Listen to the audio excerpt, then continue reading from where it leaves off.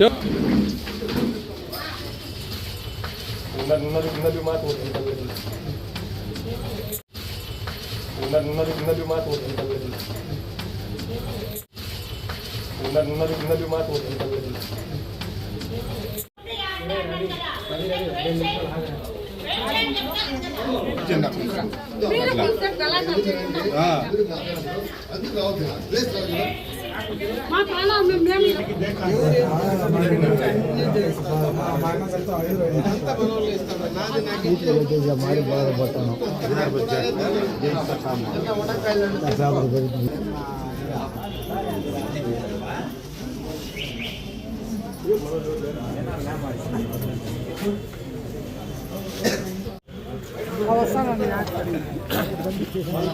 నిమిషం కొంచెం ముందర రాక కొంచెం.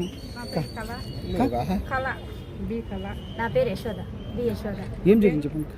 బెంగళూరుకు పోయినాము, అనుకోకుండా ఆమె పార్క్లో కనిపించింది. సరే అడిగినాం డబ్బులు, మా దగ్గర అయితే ఇప్పుడు ఏమీ లేదు, నేనే ఇంటి దగ్గరకు వస్తాను, సంపాదించి ఇస్తాము అని చెప్పినారు. మేము ఈ విధంగా దాంట్లో చాలా నష్టపోయినాము. ఏదో వాళ్ళు కనిపించిన దానికి మాకు సాధ్యమైనంత వరకు మేము నష్టపోయిన పరిహారాన్ని మాకు పోలీసు వాళ్ళే న్యాయం చేసి ఇప్పించాలని కోరుతా ఉన్నాం. అంటే అక్కడ ఉన్నారని మీకు ఎలా సమాచారం? మేము ఏదో పనిగా పోయినాము, హాస్పిటల్ పనిగా. సరే అక్కడ ఏరియాలో కనిపించింది, ఆయన దగ్గర పార్క్ దగ్గర కూర్చోనింది. సరే ఇట్లా అడిగినాము, నేనే వస్తాను, మీరు నన్నేం బలవంతం చేయొద్దన్నా, మా ఊరికి మా ఇంటికి నేనే వస్తాను, నాకేం భయం లేదు. వాళ్ళ భర్తతో కొడుకుతో ఆమె కాంటాక్ట్లు ఉంటాము ఇప్పుడు కూడా? ఏమో ఆయన దగ్గర చిన్న సెల్లుదా ఉంది, ఇంకేమి లేదు. మేము ఉండేంతసేపట్లో ఆమెకు ఎవరైతే ఫోన్ చేయలేదు. వాళ్ళ ఇంటి అంతా మాట్లాడుతూ ఉందంట? లేదు నా, ఆమె దగ్గర కీప్యాడ్ ఫోన్ ఉంది, ఆమెకైతే ఏ ఫోన్ కాల్ రాలేదు. ఇప్పుడు మేము వచ్చేటప్పుడు మాత్రం వాళ్ళ అన్నకు ఫోన్ చేసి, నేను అన్న ఇంటి దగ్గరికి వస్తూ ఉంటాను, స్టేషన్ దగ్గరికి రమ్మంటా ఉంటారు, మీరు కూడా రండి అని వాళ్ళ అన్నకు మాత్రం మనవి చేసుకునింది ఆయన. అంతే, ఆమె రానని కానీ మాతో నేనేం చేయనని కానీ అట్లాంటివి ఏమి మొండిగా ఏం ప్రవర్తించేది. ఆమె మేము కనిపించే కొందరికి మాతో మాట్లాడి వస్తాను పదండా అని వచ్చింది. ఏం పేరు? ఎంత పేరు? చంద్రకళక్క. ఎందుకు జరిగింది ఈ విషయం మీతో ఏమైనా డిస్కస్ చేసిందమ్మా? డిస్కస్ చేసినారు. ఏం చెప్పిందమ్మా? వాళ్ళు ఇట్లే బిజినెస్లో లాస్ వచ్చింది, చీటీలోళ్ళు ఎవరే కానీ కట్టకుండా అయిపోయినారు. ఈ ఐపీ అనే పుకారు వచ్చే దానివల్ల కట్టేవాళ్ళు కట్టలేదు, ఇచ్చేవాళ్ళు ఇవ్వలేదు, దానివల్ల మేము నష్టపోయినాము. వడ్డీలు కట్టడం వల్లే నాకు ఎక్కువ నష్టం వచ్చింది ఆమె చెప్తా ఉంది. కట్టలేదు అని చెప్తా ఉంటారు వాళ్ళు. ఐపీ నోటీస్ వాళ్ళే కదా పంపించింది? ఐపీ నోటీస్ వాళ్ళ ఇంటి కదా పంపించింది? ఆమెకే తెలియదంట.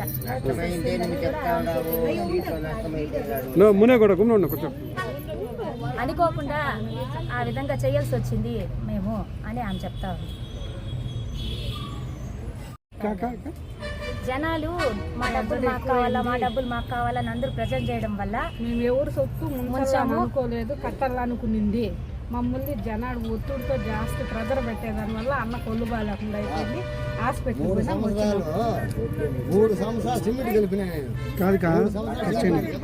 అడిగితే వాళ్ళు మేము అమ్మేసి కట్టేసినాము అని చెప్తా ఉంది.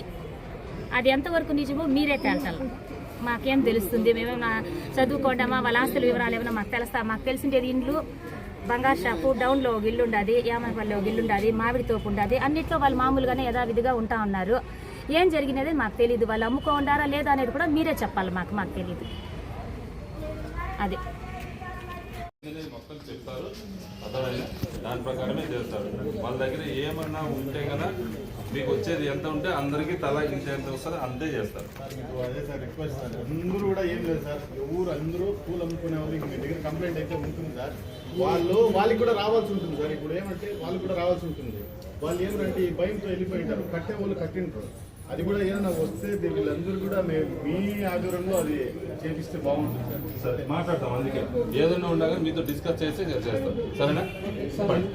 సార్ నేను ఇప్పుడు మా దగ్గరకు వచ్చిన లిస్ట్ మాత్రం ఇచ్చినాను, అప్డేటెడ్ లిస్ట్. సార్ ఏమంటున్నారంటే వచ్చిన వాళ్ళు ఇంకెవరు వస్తారో వాళ్ళు కూడా జోడించండి, అప్డేటెడ్ లిస్ట్ ప్రొవైడ్ చేస్తే దాన్ని బేస్ చేసుకుని వెళ్తాము అంటున్నాను.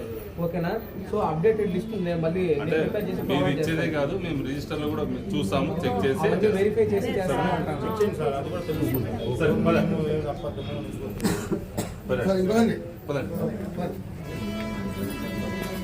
వాళ్ళ మీద నమ్మకం ఉందండి. వాళ్ళు న్యాయం చేస్తారు సార్, న్యాయం చేస్తారు. చెప్పారు కదా అదే ఆమెని లోపలికి పిలిచారు. ఎస్ఐ గారు ఏమి అనేసి అడగ్గా ఆమె ఏం చెప్పిందంటే మేము అందరికీ అమౌంట్ ఇవ్వాలి అనుకున్నాము, కానీ అమౌంట్ అనేది మాకు రావడం లేదు, చీటీలు వేసిన వాళ్ళు కట్టడం లేదు, మేము కొన్ని బిజినెస్ లో లాస్ అయ్యాము, ఈ విషయాలు చెప్పింది. అలాగే వాళ్ళ భర్త గురించి అడిగితే నాకు తెలీదు అనేసి చెప్తా ఉంది. కానీ వాళ్ళ ఫ్యామిలీ అందరూ ఒకే చోటుకు వెళ్ళింటారు, అది చెప్పడం లేదు. ఆమె ఏమంటే మేము అందరికీ ఇస్తాన్నాము, వీళ్ళు ప్రెజర్ పెట్టడం వల్ల ఐపీ అనేది చేశామనేది చెప్తా ఉంది. ప్రజెంట్ ఇప్పుడు ఏం చెప్పారంటే ఎస్ఐ గారు వాళ్ళు ఏవైతే మనకు ప్రొవైడ్ చేశారు బుక్స్ కానీ బిల్స్ కానీ వాళ్ళు రాసిన లిస్ట్ అంతా చెక్ చేసి వాళ్ళకి ఎవరైతే అమౌంట్ ఇవ్వాలో రికవరీ చేసి న్యాయం చేస్తామని తెలియజేశారు. ఏం పేరు మా అమ్మ కట్టింది, మా అక్క, మా పెదనాన్న అందరూ మా బంధువులే ఉన్నారు. మా అమ్మ నా పెళ్లి కోసం అనేసి చీటీ వేసింది, అలాగే అమౌంట్ కూడా ఇచ్చిందండి. ఒక 8 లక్షల దాకా ఉంది మా అమౌంట్.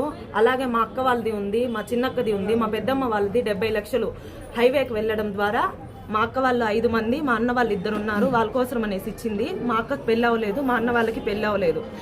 మా అక్కకి పెళ్లి సంబంధాలు నాకు అన్న వాళ్ళకి అందరికీ వస్తున్నాయి.